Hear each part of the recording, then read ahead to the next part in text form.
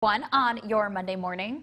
And we get a weather update every 10 minutes. And guess what? It's a chillier start, 53 degrees. That feels very fall-like, but good thing. Fall is a month away still. We're still in summer. That we are, and it's going to feel like summer today, but I was out earlier in the newscast and I'm still feeling it in my fingers and my toes. It's chilly outside, especially if you're sensitive to the cold. But don't worry, you're not going to need a light jacket or anything once we get into the afternoon. But let's take it outside and take a quick peek at how things are shaping up in Albert Lea. There's one of the reasons why we won't be needing a coat. The sun, it is rising on up. We're going to see plenty of it today, and it's going to help keep things on the warmer side as well. Now let's swing it into North Iowa and take a peek at how things are shaping up in Charles City. Very similar scene. A few clouds on the horizon, but the sun is rising up. It's not getting covered by them at all. It's going to be quite the beautiful start. Storm Tracker 3 Doppler radar keeping things nice and clear. In fact, not only over our area, but a good portion of the upper Midwest.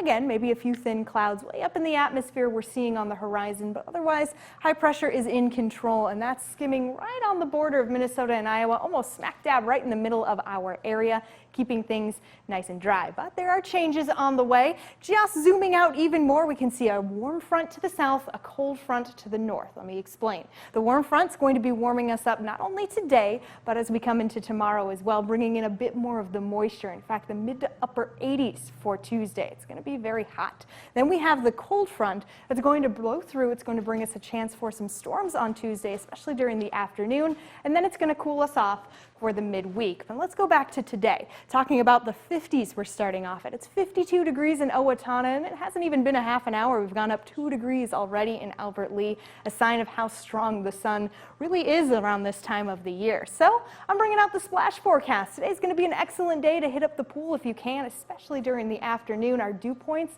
already nearing the 70-degree mark with plenty of sunshine. Back into the 80s we go. That's where we're going to be topping off. That is above the average by a few degrees with a lot of the sun tonight. Despite the clearer skies, we are going to be staying in the 60s above the average again, and that's due in part to the warm front bringing in the moisture, bringing in the warmth. Sky Tracker 3 has been fun to watch throughout the morning because it's been so clear as we get into the later morning hours. Finally getting into the 60s for some of us, Austin there, and then for the lunch hour, we're back into the 70s, upper 70s at that before we squeak into the 80s. The sun sets, we go right back down, but it's going to be a fairly clear night until we get into tomorrow morning. This is early, around 5 a.m. on Tuesday. We see the chances for rain return, including some possible storms during the overnight, lasting into the afternoon. And you'll see that here on the 7-day forecast, where the weekend is always in view. There it is, Tuesday, welcoming the isolated chances for some showers and storms. Not surprising, considering our temperatures are going to be in the middle to upper 80s. Then the cold front sweeps through, cools us off for the middle of the week, and by the weekend, partly sunny skies, 80s. My friends, that is going to be fabulous. Yeah, you wouldn't think this morning, starting off in the 50s, that we'd even make it to the 80s, but we'll get there. We will, yep. Just that moisture transport from the warm front to the south is going to have a huge effect. Well, I'm excited for those nice temperatures. Me too. Well, thank you so much, Sarah.